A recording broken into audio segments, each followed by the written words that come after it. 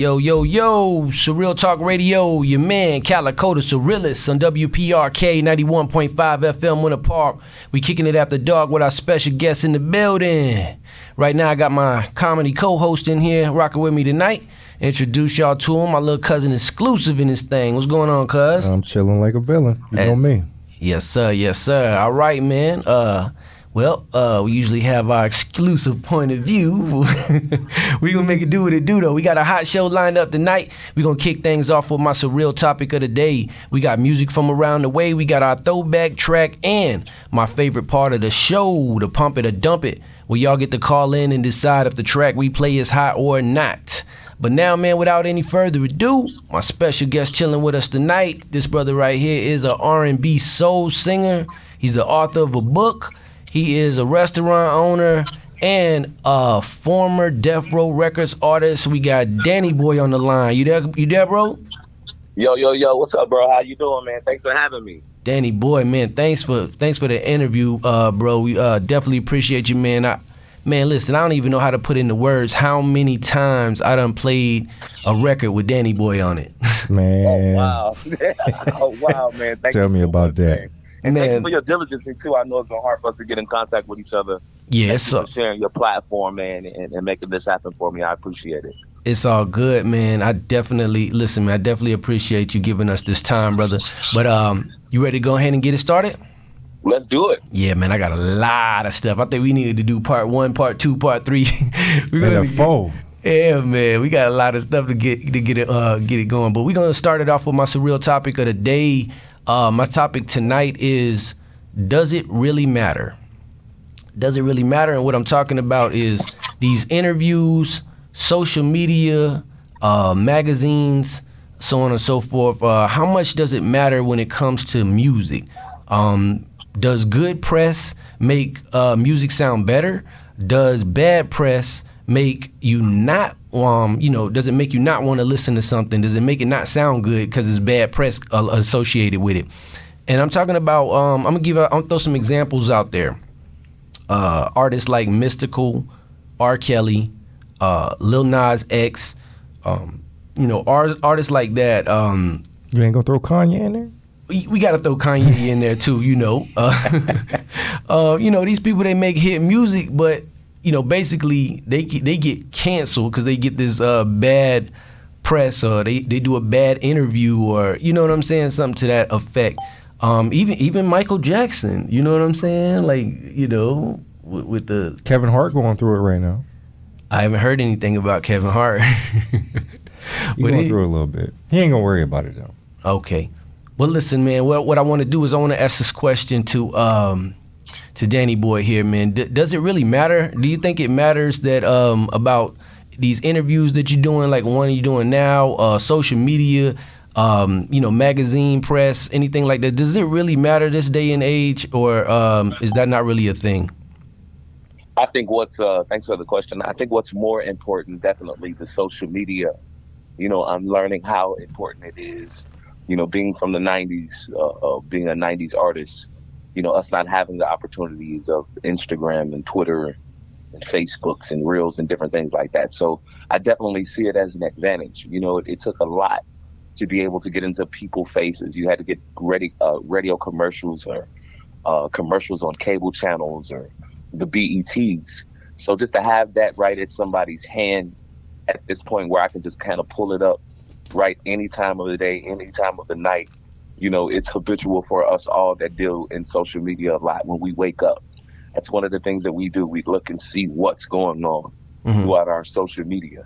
Who's living, who's dying, who's sick, what happened last night. Most of our messages is through that. So I definitely see it being very important, and it can be very beneficial, or it can work against you. And I could say you name some guys that's very large in the business, but I've done some interviews in the past, that, is my truth. That is everything that I said I meant in it. The things that I've said, I've told the truth in, but that doesn't work well with people. So it's closed some gates and some doors of possibilities that I could get into. Right. But because of some of those interviews, a lot of people judge you because of things that you say. So right. I think it's a fine line between it all.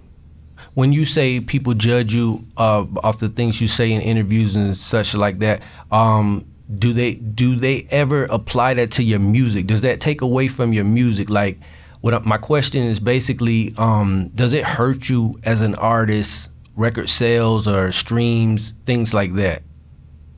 I think, as far as the inner circle of the business, the Hollywood side of it. But, I think the people... I like that term. You know what I mean? Good music resonate. Good music get to the heart. Good music get to people. You know what I mean? And if it's something that wasn't really harmful or dangerous to someone, I think our people are very forgiving. A song that gets you to forgive a person if it's the right song. Ooh. You know what, man? As soon as he said that, because we've had this discussion a few times, I immediately started thinking about R. Kelly. Let me ask you, because based off what you just said, do you think that we all know R. Kelly's situation? Do you think R. Kelly can redeem himself with a bomb record? Yeah, I mean, just a couple of months ago or weeks ago when the album was released, a lot of people were listening and excited and still listening to see what he was talking about on the album that was, unofficially released by him. Right. But I think they will listen to a record. One thing, even when it comes to personal side of what he's going through, he's a talented and gifted artist. And I never really pointed or I really don't have much to say about that. There's things that I know, a ground that I'll set on. My daughter couldn't hang around him. You know what I mean? But I listen to his music. One thing that I think R. Kelly kind of missed out on the support, at least from the industry. He wasn't a nice person to people. Mm-hmm. And I think that's what got him in the hole that he's in. Oh, okay. All right. Yeah, so the music, as far as the music is concerned, yeah, people still gonna rock with the music if it sounds good. Sure. Yeah, definitely. It's like sports. Yeah. You could do whatever you want outside of the sport, but if you good within that sport, people gonna rock with you. I mean, I'm glad we all are on one accord with this, but there are people that I talk to who cannot stomach the music. They can't listen to the music no more based off of something they heard in an interview or based off something they done read, or you know what I mean? Like, it's really like that. That's hard for me to do because your personality has nothing to do with the work you put out. Right. Like when I listen to a song you do. Also go to the church on Sunday and support a pastor of rumors that they've heard bad things about as well. So I think people pick and choose. Right. Yep. They want to support. Yeah, that's right. If you like them, they can get away with a lot. If you don't like them, they have small rooms for error. Yeah. So in a way, it's always been kind of like a popularity contest. Something like that. See, like, yeah. You can't say too much bad about Michael Jordan. But they gonna find. They find a way though. You know what I mean? It don't matter. Cheated on his wife. Won. He won. Right. So right. At the end of the his day, performance mattered more than what really happened.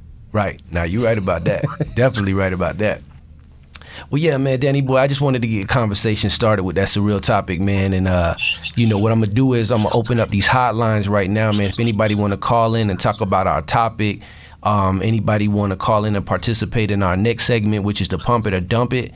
Where I'm gonna play a song and I'm gonna basically, get you guys' opinion. So, Danny, I'm gonna get your critique on the song I'm gonna play. From a professional standpoint, this is a local artist. Let us know what you think about the track. And also, man, anybody want to call in and give a shout out to Danny boy, man? Just remember we on the radio, no profanity, keep it brief. The hotline number is 407-646-2915. Again, that number is 407-646-2915. Okay, so about to get ready to do this Pump It or Dump It, and the name of the artist is Marquis. Let me find this song. And the name of this song right here is called "The Way You Move." Check it out right here on Surreal Talk Radio.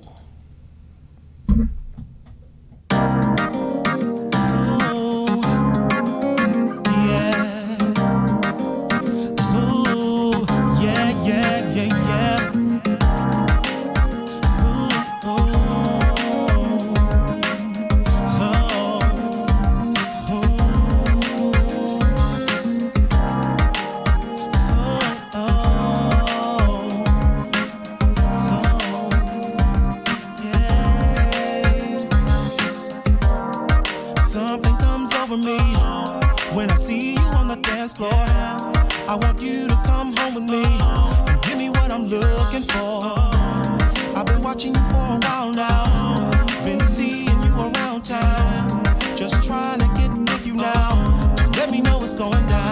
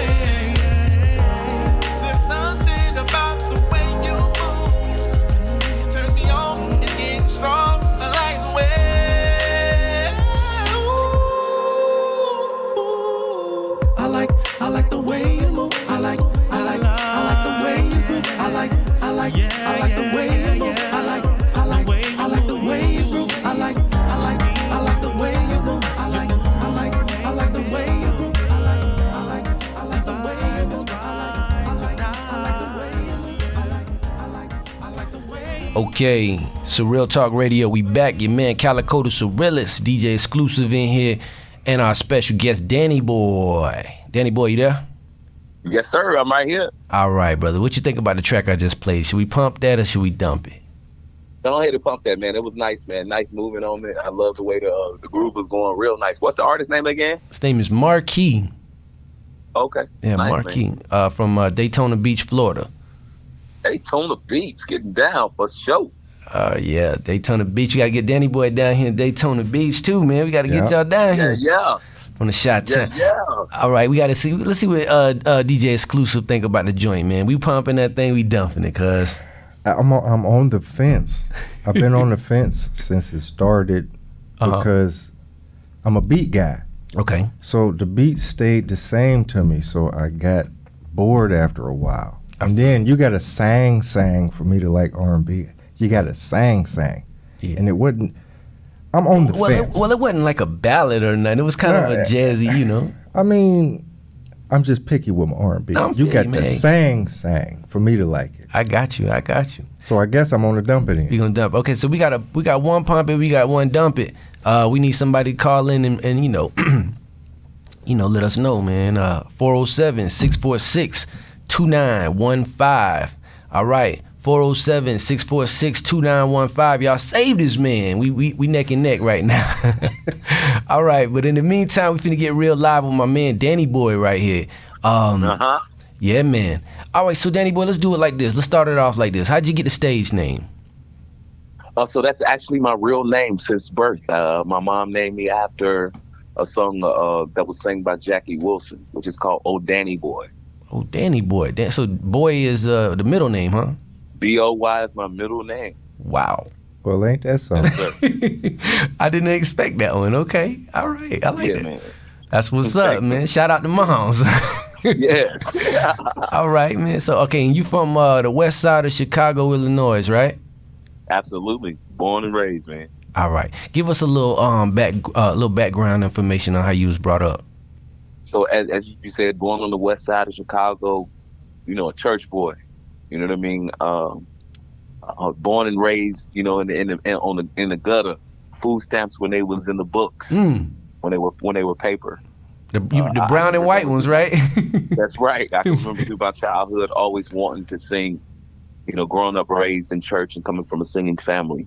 Okay, it had always been a dream for me to be a part of the music industry. And at the age of 15, signed to Death Row Records.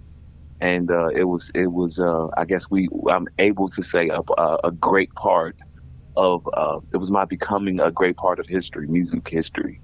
Yes, and, sir. I totally agree. That's what it is, man. No doubt, man. I totally agree with that. So you say you brought up in the church thing there. So tell us who influenced you or what inspired you to start singing? Was it the church or what's that? Well, absolutely the church did, but I have an aunt that sings gospel. And I would always go and see her sing in church. And my grandmother went to a concert that she was on, and they came back home talking about this young lady by the name of Daleon Richards, and she was a young gospel singer.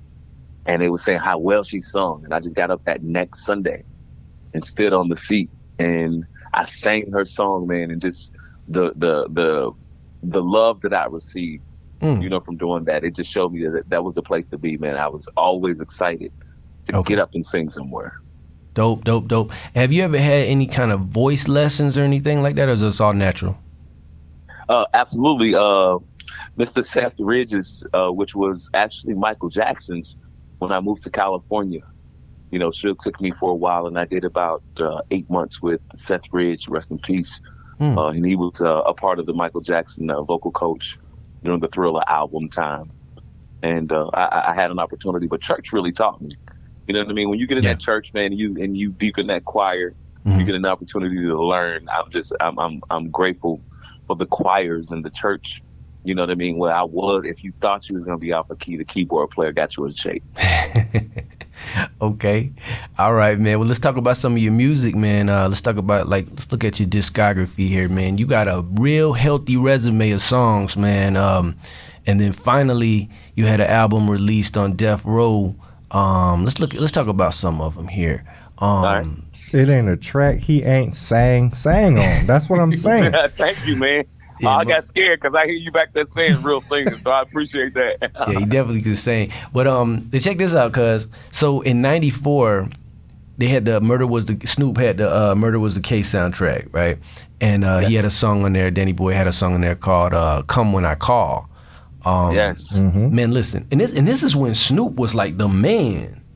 You know what I mean? Like Snoop was like running hip hop. Bro, I had the cassette tape. Man, you going back with cassette tape, boy. I had the cassette tape, that little brown cassette tape. I'll never forget it. That's the first time I heard Danny Boy. Oh, wow. Thanks. Yeah, that's the first time I heard you, bro. So then your work on, of course, All Eyes on Me in 1996. And I want to pause here for a minute and talk about this album for a second, man, because people don't... Man, listen, All Eyes on Me is a historical hip-hop record. One of the greatest hip-hop records of all times, as well as being one of the best-selling hip-hop records of all times. With this on your resume, man, this pretty much set you for life, right? When you say set me for life, what you mean? I mean, what do I mean? What do you mean, like recognition? I mean, you yeah, gotta get recognized. I mean, when you got something like that on your resume, when you got something like that on your resume, you should be able to step anywhere and be like, "Yo, listen." One thing I could say is I'm grateful. You know what I mean? Because to be a part of a record that was done more than 20 something years ago, mm-hmm. and people still kind of show you love from it. Yes, sir. You know, I'm so blessed with that. Like, for people to remember me from I Ain't Mad at You, even if they don't remember by face. Mm-hmm. You know what I mean? If I sing the hook, for them to remember that you can't pay for that. Right. But when you say Set for Life, I've been a part of some great projects that financially I should be in place. You know, financially I should not be thinking of, what I'm going to do next week. But, and I'd be very transparent when I say that, because a lot of artists miss the main point to this thing. Yeah. Making great music is one thing, and prostituting your gift is one thing. Mm-hmm. You have to understand this business. Man, I'm so glad you used that term, because I actually used that term on this show a few months ago, and everybody in the room was like, prostitute. I was like, yeah, man, that's basically what it is. And but you're absolutely right, man, because it is show business at the end of the day. You know what I'm saying? And you get record deals and stuff like that, and you need to be taken care of for what you put down on these records. I want to talk about some of them. I Ain't Mad at You. I always had a question about this song, I Ain't Mad at You. Can you tell us who this song is about, or is it just like creative writing? I just think it was mostly creative writing, especially, the way that Pop would always, I would be in the studio and he would call me in and say, hey man, come on, get on this hook. And he would rap and I would just come up and just sing and they would take it. Yeah. But I just think more creative rapping than anything. A lot of people thought he was speaking to me and other people, but it was just creative rapping and the right timing and just being in the right place at the right time. Man, it was definitely some dope stories. He had, I think it sounded like he was talking about a homeboy, then talking about a female, and I love the clean version. I love the clean version, how y'all, how he flipped it up with a whole new rap at the end. Man, that was a huge track to be featured on, and you were featured on that track right there. That was big. I gotta be honest, I knew his voice before I knew his name. I never knew Danny Boy, right. But I knew that voice a long time before, because back then you had to pull the whole little album thing out and read who was on the song. I ain't do all that. I just listened to the song. You just know the so voice. I knew his voice way before I knew the name. Yeah, man. Pac put it down for Danny Boy, man. Like, really, man. Showing love, man. And then you got the greatest rapper of all times. That's when I knew his name. He on a song with Tupac. Who this cat on the hook? You know what I mean? To me, it was Nate Dogg and Danny Boy. If they was on the hook, it was fire. Right, there it is, yeah.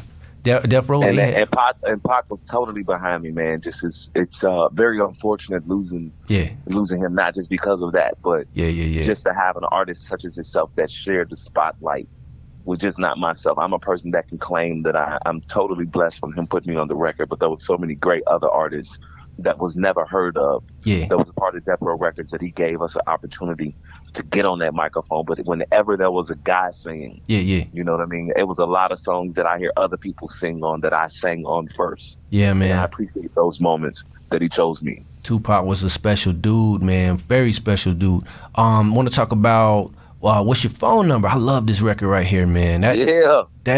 What was that sample y'all was using? The time, right? Morris time. Morris Day and the Time. Yeah, man, I love that record right there. Then my favorite one, my absolute favorite one of all times, record collaboration with you two, Picture Me Rolling. I love that song. Right man. Yes, sir. That man, if you can't roll to that. Fresh out of jail. Wow. Yeah, man. What's the first record you cut with him? The first record I cut may have been Heaven Ain't Hard to Find. Heaven Ain't Hard to Find. Yeah, that was the next one I was going to talk about. And you know what I want to say about that? And I wanted to ask you kind of like, you guys' creative process, because it seems like the titles were so good to the songs, and it seemed like basically it was like you was just I don't know if you were just like singing the title of the song because the title was so dope and you just can like sing it, or were you writing these concepts? Like, what was that about? So I wrote I Ain't Mad at You. Okay.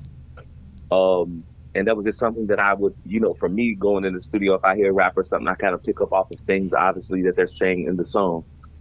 And we kind of go back and forth to kind of figure out what that is. And that just became the hook. For I Ain't Mad at You. And, other songs like Picture Me Rolling in Heaven Ain't Hard to Find.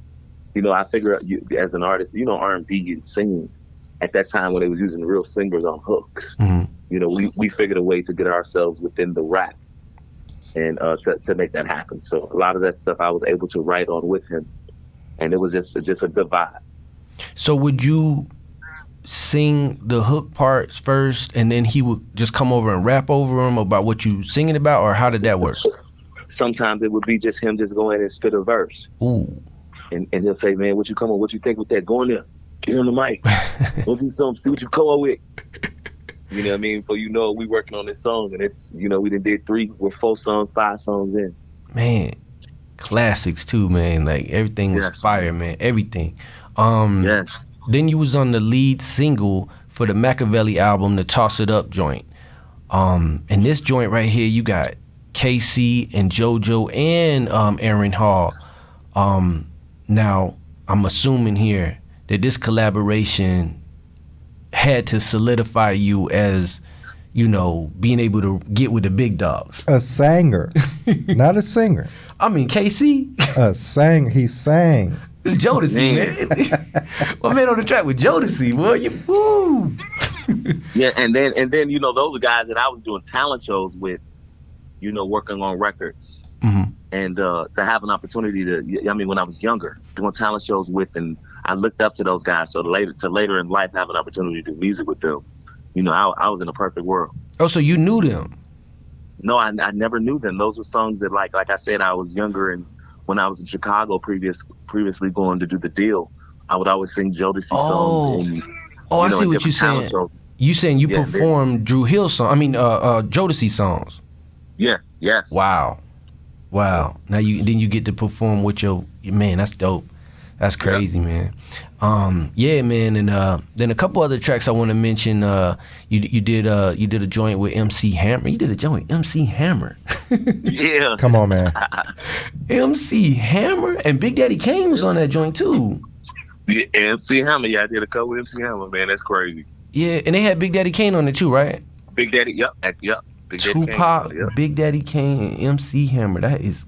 Ooh, see, that's why I say, man, this man's resume is crazy. You just fire off some stuff like that in a hip hop conversation, like, bro, yeah, I did one with Hammer, I did one with Big Daddy Kane. You know what I mean? This is, conversation is amazing.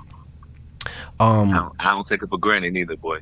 Yeah, man. Listen, you got a resume on your hands, man. Then you did the Slip and Slide joint. This was when this brought out Genuine. Yeah. That was Genuine singing the backgrounds on that song. Genuine. Wow. Yeah, I did my research on that one. I never knew that. Yeah. I never knew that. That's crazy, man. Shout out to Genuine. That's my homie, man. They're one of the truest guys in the game. Friendship is really real, man. That's a dude that really showed brotherhood, and it's true. All right, man. That's what's up, man. Shout out Genuine. All right, yeah, man. Did you did a lot of work on some Death Row compilations. I want to ask you about this one cat. His name, he goes by The Realist. What'd you think about the rapper The Realist? The Realist is a nice dude, man. I had an opportunity to do some songs with him. Okay. As well. But yeah, he's a cool dude, man. We did some work. Well. Man, I'll be honest with you, man. I really couldn't stomach him, man, because it was like. Because he got half your name or something? Well, nah, I wasn't. He was a surrealist, you know what I'm saying? I ain't got no problem with that. But, I'm just saying, he just sounded like a knockoff Pac, man. You know what I mean? Like, I couldn't. It sounded like he was trying to be like. It took for me to know him as a person. Okay. And I had to look beyond this copy or this clone, this clone of Tupac. Yeah. You know what I mean? Because Death Row went through a phase after a lot of those guys Pac passed, and they got The Realist, and they got another guy that was like Snoop Dogg. Yeah, they did. Yeah, I remember him. Yeah. Was it the Top Dog, right? Top Dog. Yeah. Come on, he even had dog in his name. Come on, man. I mean, what was I think at some point, He was like the Aldi's brand of Snoop Dogg. Suge was probably like, man, I'm gonna still have me a Tupac and a Snoop Dogg. I gotta have that. Well, yeah, man. Yeah, they had them. I remember I got the what was it? The 2001 Chronic, or I forget what it was. It was some kind of Death Row compilation. But then you did some guest appearances on in your hometown there with some Chicago rappers like Crucial Conflict, and I like the joint with Twister, man. That was a hot one. Man, one of my favorite joints with him on the porch. Yeah, Twisters. I met Twister down here in Florida, man. He's a cool dude, man. Very cool dude. Yes, sir. Yeah, man. Then you did a lot of work with Jodeci, or should I say JoJo and KC at least. Yes. and the producer Devontae. Yep. Yeah, you did a lot. I went out and did a lot of Milli Vanilli type work with Casey and JoJo for a while, and then before that, previous to that, Devontae cut a lot of records on the record when I was with Death Row Records. Okay, so yeah, that debut album, it was It's About Time, right? Yep. And now a lot of those records. They released that record. This was after you left Death Row, right?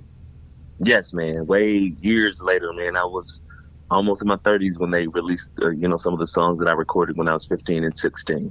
What took them so long to release that record?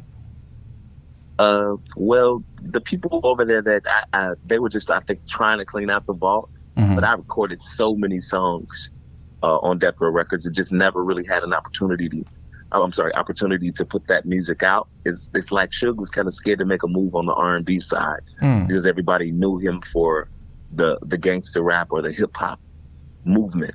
But his true love was R&B music. But I think that was something at that time when he had it in his hands. It was something he was kind of nervous about stepping into. Okay, well, yeah, man.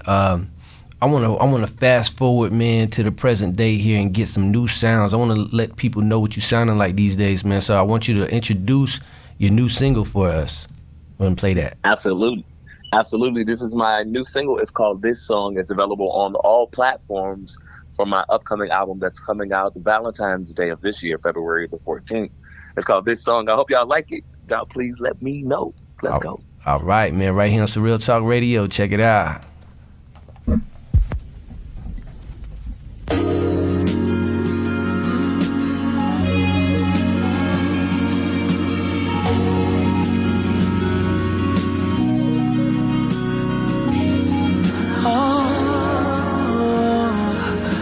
This song is for you, yeah.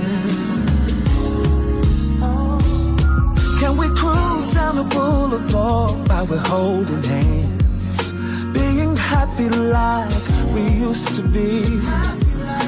Oh yeah. Then I'ma pull up at the store, go get you a roll, get your favorite cake. You know it's gonna be all good. Oh yeah, babe.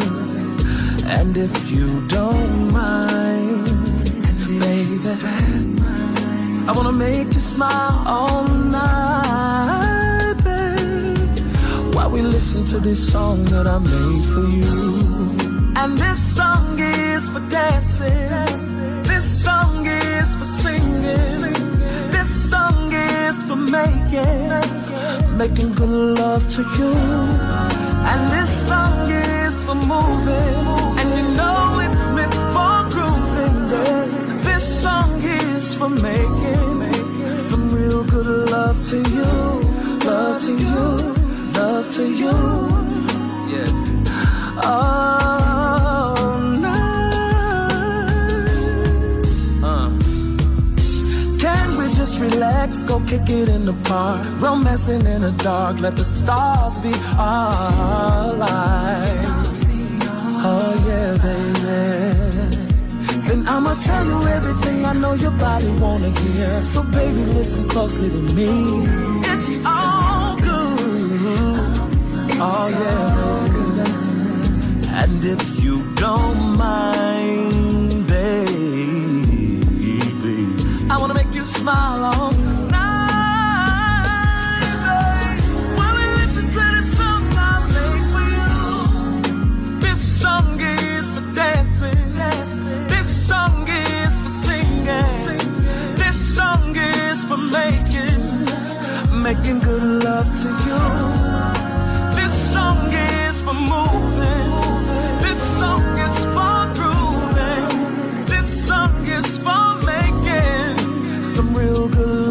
to you, love to you, love to you.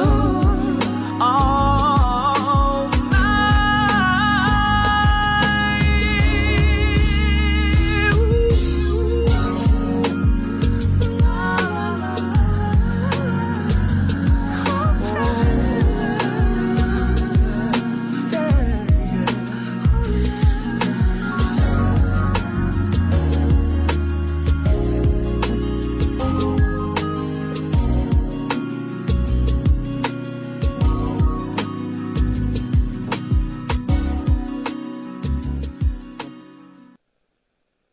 Yo, Surreal Talk Radio, we back, man. Your man Calico, the Surrealist in this thing. Ooh, DJ exclusive over there squeaking. Man, I don't know what happened. We got Danny Boy on the line with us. All right. Yeah. All right, man. That right there was this song by Danny Boy, y'all, man. If y'all feeling that, man, y'all make sure y'all request that song right there. We definitely gonna put it in high rotation. Please. All right, man. Back to it, man. Back to it. We got a whole bunch of stuff I want to get to. Let's talk about Death Row for a minute. Let's take it back. Let's talk about Death Row, man. So you signed with Death Row as a teenager. You was, 15, 16, something like that? Yeah, I was 15 years old. My goodness. I like to put myself in position when I'm doing these interviews. I'm thinking back when I was 15 and when I was 16. I couldn't imagine being around. Could you handle a Death Row situation? I'm talking about Suge Knight. I was just gonna say, looking eye to eye with Suge Knight at 15. A time of my life, man. Yeah, man. Well, you come from Chicago though, so maybe I don't know. Chicago and L.A. That's them the two hot spots right there. So you kind of immune to the thugonometry of it, if that's a word. Say what, guys? What'd you say? I didn't hear what you said. I'm sorry. The last part. He was saying you should be used to the thugonometry. Yeah, you. Yeah, so you better believe it. Two of the toughest cities, man. All right, man. Let's talk about some of these experiences on Death Row with you being a teenager here, 15, 16. So you're 15, 16 years old, man. You at the 95 Source Awards when they getting this award for the Above the Rim soundtrack. And you on stage with Suge Knight from the West Coast in New York. And this man basically assaults the whole entire room. It was an epic moment. Well, at least the bad boy Kim. I'm gonna put it like that. He assaults Puff Daddy, and you was there right there with him, man. How was that? An incredible moment, man, because that was one of my first award shows that I experienced where I'm able to be a part of and go up on the stage. I sure didn't know that was going to be his poem. Mm-hmm. But at that time, I was behind Suge, and if he moved that way, that's the way we were moving. Yeah. And it was a scary moment because we on the East Coast. We're in a theater that's full of more than 3,000 New York people that's in support of Puffy. Okay. And he did that. But I've never visited a place where Death Row was scared. And I was confident about that, and I was a little nervous about it because I like you said, I come from Chicago. I come from around some Suge type dudes from Chicago. You know what I mean? But I understand when you're in somebody else's territory, how that could turn out. But yeah, I never knew that was going to be a big moment in history. Talk to us about Suge Knight for a minute, man. Just for a minute?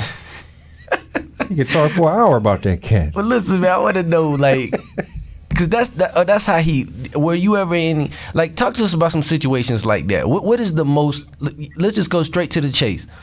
What is the most eerie or the most uncomfortable position you've been in with Suge Knight?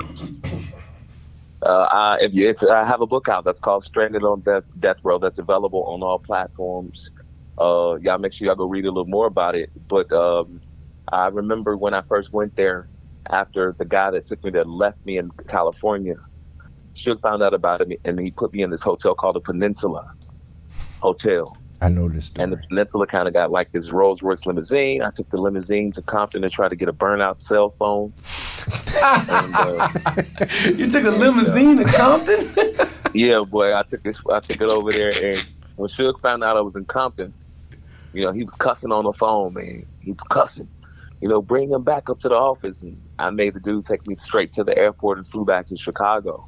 Ain't nothing happened with you well, it took a couple months for me to go back. And when I went back, he asked me, did he look like he fell off the back of a banana truck? And I didn't know if that was gang banging or, you know what I mean? When I was scared as I don't know what. And he was telling me, you spent about $60,000 in 2 months in a hotel. Ooh. I was charging drinks and getting pedicures, manicures, massages, and, doing all kinds of stuff, man. So he was like, no, I don't like that Hollywood stuff. So that was really like my only run in with him. And it was more like a big brother or father son type situation. I didn't feel, threatened, and after our relationship, man, I could say a lot of things that I've seen, but I had a relationship with Suge being that son where even, it was the moment it looked like he was going to get off the hook. I was one of them people to say, hey, man, you're going to do that? And be like, well, all right. I can kind of talk him down off some things. So I got to go back to this because you kind of just went by it real fast. You took a limousine to Compton. Ain't nothing happened to you in a limousine in Compton? Nah, man, wasn't nobody touching nothing in California when Suge was there and in charge. Okay. But I didn't know it at that time, but I later learned that. But I took this car because Jewel, rest in peace, she told me she had a guy that had a burnout. Yeah. And at that time, a cell phone you can just buy and just kind of use until it just go off. Right. And I was excited. I had never had a cell phone. I told this car to take me over to Pico and something.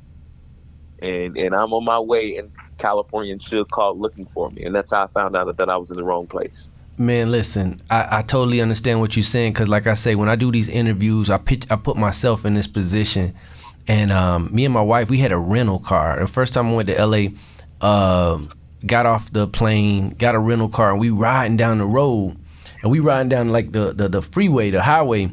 And all of a sudden we make we veer. we just veer off. And then all of a sudden we in this neighborhood. And I was just like, whoa. You know what I'm saying? So I can just imagine, having a limousine in that type of situation. And I had a rental car. You know what I'm saying? Yes, sir. Yeah. Man. Okay. They had a term for like it wasn't called amenities. It was called something else, like the things a record label could give you. Like room service, it was a certain term. That's what they was taking advantage of. Oh, but what term again? He said it was a certain term you guys used for like amenities or stuff that you guys was getting from the record label, like hotels and stuff. Oh, yeah. Go ahead. We'll keep talking. I'll come up with it. Okay. Amenities at the hotel. Pedicures, room service, massage people come. It's just stuff you don't think come with the hotel because that's amenities. It's stuff the hotel offer. Oh, okay. The stuff the record label will pay for. Yeah, but the Peninsula Hotel offer. If you ever stayed at the Peninsula, want to really kind of be treated like royalty. It's more like one of those London type places. Like I remember my first time going into the hotel room, and a person opened the door for you. They're in the room. They're accepting you in the room. And, they put shoes on your feet on the floor and pulling the robe out. Like, because I stayed in a nice bungalow that they had. Mm-hmm. And it was full service. And at that time, to be paying something almost $400 or $500 a night for a hotel room. That was really a nice room. Oh, yeah. All right, man. So, okay. So this is, you was signed to Death Row. And this is what, 90, 94, 95, something like that? 95 is when I officially signed, yes. 95. Okay, so Pac wasn't there yet. Nope. So Pac gets there. Let's talk about Tupac for a minute. First time you met Tupac, from my research, was when he was released from prison, right? Yes. That was my first time. Wow. Okay. So as soon as he gets out the cell there, you meet him.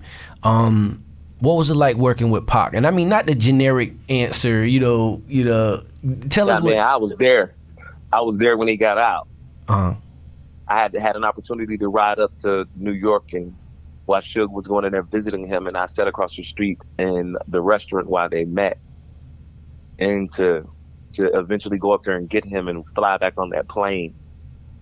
I truly didn't understand the rappers that I was around because I was, like I said, a church guy and a church dude and, more into R&B than anything. But it was just powerful getting an opportunity to meet him. And from day one, Suge was, like I said, Suge loved R&B music, and I could sit and make a couple of $1,000 just Suge saying, if you know the rest of this song, I'm gonna give you something. And we would just have a contest riding in the car, who know what. And Pac immediately became a part of that because he loved R&B and soul music. And it just seemed like I instantly became Pac Little Personal Radio. Okay, well, listen, the answer that I think I want from you is, I'm used to hearing this generic answer. You know, people say, what was it like working with Tupac? And they be like, oh man, his work ethic, he worked harder than anybody you ever heard, ever seen working before. Sure. So we understand that. I want to know from you, what was it like? What do you remember that made him so unique compared to any other artist that you've ever worked with as far as hip hop? But one thing I could definitely say is he wasn't easy to work with. Okay. Because anybody seen Pac, if he believed in something, a movement, or how he believed in something, that's what he's standing on. Okay. Right, and he knew who he was, and I appreciate it. I appreciate that now as a grown man. Mm-hmm. Pac knew who he was. He wasn't going for the okie doke. But to be able in the studio to see aside just the lyrical person, or a person that's rapping, the man was brilliant. He was a teacher. Mm-hmm. That's what I liked about him. Like, you could sit in the studio and really learn. There's two people out of everybody that I work with that I've sat and learned something from. Mm. And that's DJ Quick and Tupac. Mm. Not just learning about music. These people taught you something that I carry with myself right now as a grown man. Was Tupac coming up with this stuff on the spot, or did he have this stuff written from when he was locked up? Man, that man had a notepad of ideas of what he gonna do, but not the songs. Oh, okay. So he was actually coming up with his stuff. Well, y'all was coming up with it together, like on the spot. On the spot, right then and there. Man, this is so quick, man. Because I ain't never heard of a freestyle R&B-er. Freestyle, yeah, going there off the top of the dome. I ain't mad at you. Oh man, heck no. Okay, so tell us this, man. What was your fondest memory of Tupac? Man, that's so many, but my fondest memory, man, is just it wasn't even studio stuff. It was those times, spending times myself, Pac and Suge. Like, okay. Wherever Suge was, I was there, and Pac became that same person. So I was able to kind of just pick up on the small things and be around these guys. I was a kid, get an opportunity to just hang on. If they was around the girls and getting all of the bad girls, I was able to benefit from it. I was able to benefit from the shopping sprees, able to benefit from, seeing big meetings go down. Mm-hmm. Wow. Okay, so this, I'm trying to figure out how I even want to do this, because this is a weird way to go into this. But so when Tupac died, I understand that he was cremated, and from what I understand, you transported his remains. Is that right? So he was cremated, and his remains was delivered to Suge's house.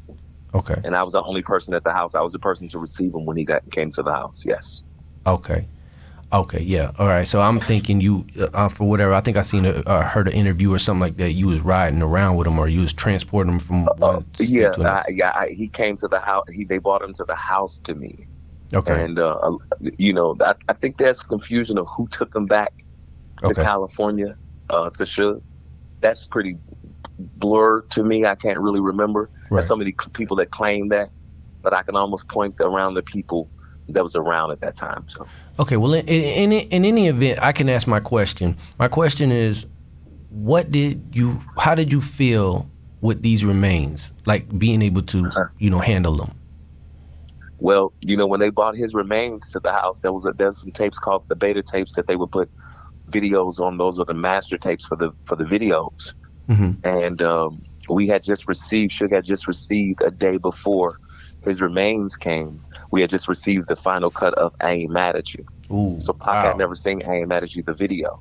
Yeah. And I played that video, and to play that video and Pac is sitting on the table in a box, it was pretty eerie for me. You know what I mean? It was something that I had to pray about a long time. Yeah. You know what I mean? I had to leave the West Coast because it bothered me a lot that, here it is, I'm in this video and there's so many people emulating artists that's passed along the way. And now Tupac is dead and I'm the only person that's living within this video now. Wow, that is crazy, man. So by my calculation, you only knew Tupac for about a year, right? About a year and a few months. Felt like a lifetime. Yep. Yeah, man, because you guys accomplished so much. But like that one record is such a huge accomplishment. That double CD is just such a huge accomplishment. It seems like, a whole, I don't know. It just seems way longer than a year. But I had to be reminded by someone that was saying something in the comments. It was like, well, man, he act like he knew him for years and only knew him a year. And I was like, oh, I guess I did. Yeah. I was thinking about that myself. So you actually recorded a lot more songs than just the ones that we heard on the All Eyes on Me and Toss It Up, right? Absolutely. Yeah. And from what I understand, you were removed from those songs, right? Yes. Can you name us a few off the top of your head that you just personal ones you like that never got released with you on? Well, I heard a couple that was released that my voice was on. There's one song called Little Homies. Okay. Yeah, I remember that song. The John B song, I sang on that one first. Oh, wow. I love that song. Yeah, very, very incredible song. There's a couple songs that you hear, and especially the unreleased stuff. There's a lot of songs that never came out. So what's the story with the John B song? Like, if you sang on it first, how did John B end up getting on it? I think that was a timing thing. John B was coming up at the time and a part of, Babyface, LaFace Records. Uh-huh. And I think it was more of a big look, so to say, to have him as a featured artist and me being unknown at that time. I think that's what kind of got him to work with that. Were you around when they did that record? No, I wasn't. I think his estate kind of made that decision. But when his estate received his music, they removed me from a lot of music. Okay. That would cause some royalty issues. Oh yeah, I would imagine. But didn't he mention John B's name in the song though? Like wasn't he like physically? Yeah. They recorded the song together. Okay. They definitely recorded the song together. Absolutely. Okay. All right. Cool. I got you. All right. So I want to go back to some Death Row stuff here real quick. At Once Upon a Time, this is right. This was before Tupac died. There was supposedly a $75,000 bounty on Death Row chains. Yes. Right. Do you still have your chain?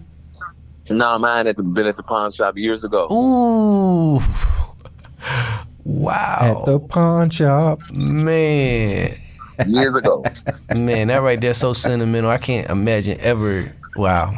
Oh, yeah. Wonder who wound up with that thing. Yep. All right, man. Well, man, that just threw me off track. I don't want a bounty hunter necklace. Hey. You out there sporting that much. Give me that necklace, dog. Yeah, man. When did you officially leave Death Row? I officially left Death Row somewhere around like 99 or 2000. Okay. Snoop Dogg, he now runs Death Row. He's the CEO of Death Row now. What is your relationship with Snoop? I don't have a relationship with him. I never really had one. It was amicable because we were on the same label. Okay. But I don't think I've never been looked at as a Death Row artist by Snoop Dogg or the Dogg Pound or any of those guys. Why do you think that? First off, it's a color thing. I was up under Suge, and they hate Suge, so I picked up a lot of that hate. I inherited a lot of hate that they have for Suge. Okay, I can understand that. And because I was a part of Suge's team, and that's who I was with. And, I can understand. And that's really it. I don't think it's anything else because he don't know me to have any other opinion about me, and I don't know him to have any about him. Okay. Well, if he was to offer you a deal with Death Row, would you accept it? Possibly, but I see that they have an R&B guy that they've been pumping up, that they're doing some things with. So I wish them luck. Okay. It's unfortunate that I wasn't invited to be a part of something that I totally feel I was a part of. Right. But I would have rather been singing on stage and being a part of that than singing against anybody that they bring up to the forefront. But I'm here for it. Okay. I was going to talk about the Stranded on Death Row book, but I'm going to save that for the end so you can let people know where they can find that and things of that nature.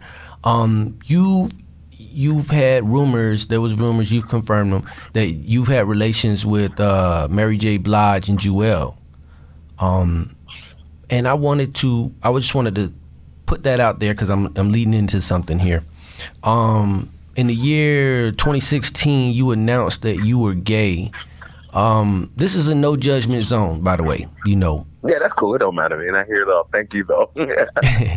I just wanted to ask because you are a father, and you've had relations with some of the top chicks in the game. I mean, Mary J. Blige I named, you know, things of that nature. And you could have had just about any chick you mentioned when you was with or doing your thing with Pac and Suge. My question is, I know this is probably gonna be a weird kind of question, but what makes you prefer men now after, you know, being able to have that kind of option? I guess, you know, I just prefer what my heart follows. Okay. You know what I mean? I got, you know, saying gay is I guess a strong word, but I guess I'll go ahead and take the tag for it. Okay.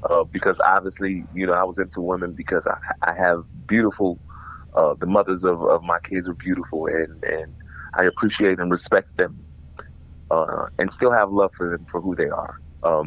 But I follow my heart now, man. You know, it was something that I ran from for a long time, and I experienced living in a DL life. I experienced the person that I was talking to committing suicide.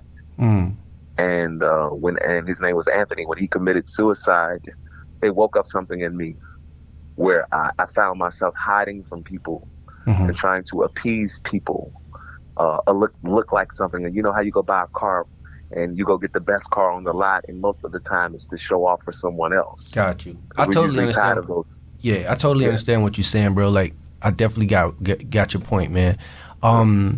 So I want to ask you, man, is it difficult for you to get hired now to do gigs and stuff like that because of your announcing your sexuality?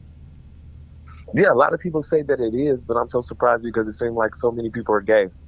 A lot of the people, so, you know, I think I'm the one that's kind of judged for it, I guess, because they feel like, oh, I'm going to tell on them, or really, I really don't care because nobody outed me. I'm a grown man.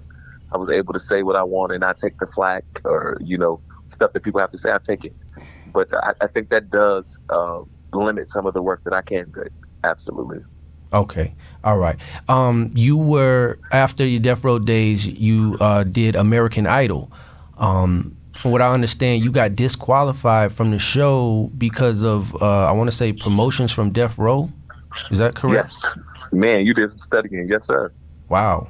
That's, what were they doing to get you disqualified? So the people that was out over at that in charge at that time. This is Garland at Death Row from Records. No Joy. You couldn't have with American Idol. You couldn't have any Instagrams or any type of social media of anything promoting anything. Okay. And they made us take those things down. I think it was MySpace at that time. And Death Row started promoting that my album was about to drop that following fall. Oh, okay. And it disqualified me from the show. Ouch. All right, man. Well, listen, I got a little bit more time.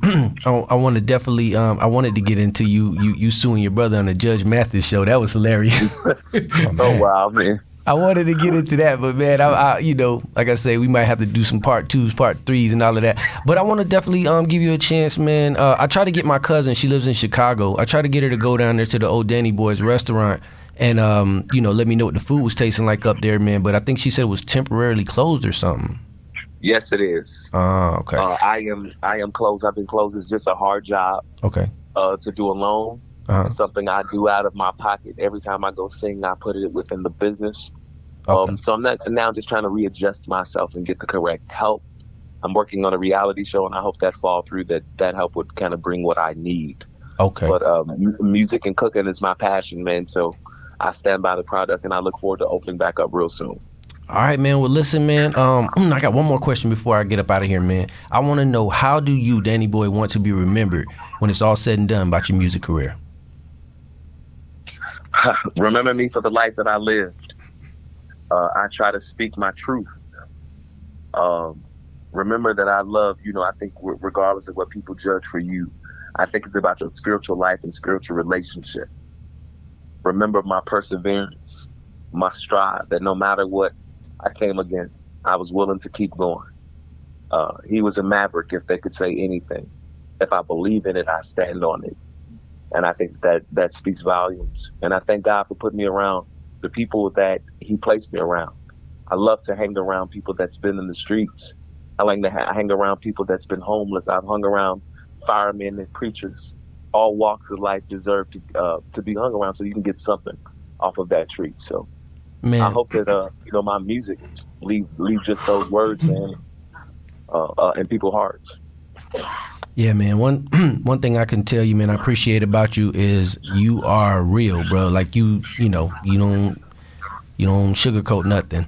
I really really appreciate that. I stay in trouble about it, but man, I can't take it if I don't say it. It'll hurt my stomach, man. I just try to be real with myself. So many of us say that we real, and there's still things that I'm working on. Oh yeah, I resonate with that, man. That's yeah. I was gonna say real, recognize real on that one. All right, man. Give us some shout outs, man, before you get up out of here, man. Let your people know you love them, man. Tell us where you can find your books, where your music, and all that good stuff, man. Again, thank you so much for this platform and y'all sharing it with me. Florida, Orlando, I can't wait to come down there to sing to y'all. Oh yeah. Hit the stage and talk to y'all as well. And shout out to my team that's always helping me, that's always behind me. Von, Ty, my management, Mac, my company, Chicago Creed, and everybody that's been listening and following my career. My Instagram is Danny Boy Steward. Go follow me. I'm always talking about the things that I'm doing, the things that's coming up. And y'all follow me, send some words of encouragement, push a like button, follow, and share. Look out for the album February the 14th, Valentine's Day, Black Heart. And I'm doing an incredible party here in Chicago on that night. Come down and be a part of it. All right, Danny Boy, it was a pleasure, man. It was definitely a pleasure, man. We appreciate you. Yes, sir. Thank you, man. God bless, bro. Thank y'all so much. Have a blessed night. All right, man. Thank you. Surreal Talk Radio. Y'all stick around for music from around the way with DJ Rowe. Peace.